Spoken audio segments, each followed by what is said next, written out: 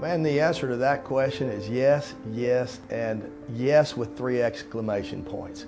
And for those who don't know, an arraignment is simply the day you go to court and plead guilty or not guilty. Now, they're actually hoping you come to court that day without a lawyer because they can offer you some things that look really, really good.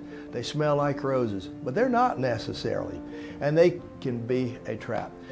For example, a year ago, I had a young man with security clearance, got arrested on a domestic violence charge. His wife did not want to prosecute. And if any of you know people who have been arrested on this charge, if the police come to your home and you're in an argument, there's a good chance somebody's going to jail. Even if the other side is saying, I don't want you to go to jail.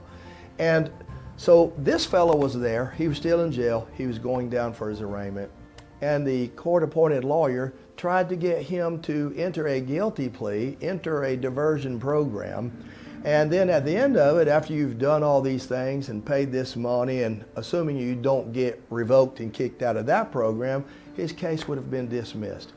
He was very lucky. Someone inside there told him, don't do that. You do not need to do that. Go hire your own lawyer and let that person work for you. He came and hired us.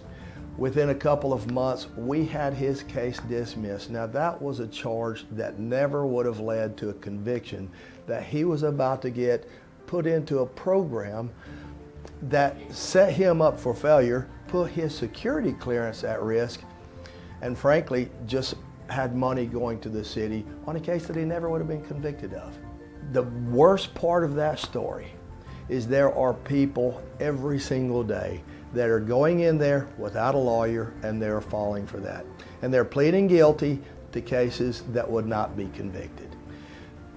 Talk to a lawyer before you go to the arraignment. And if you don't know one, give us a call.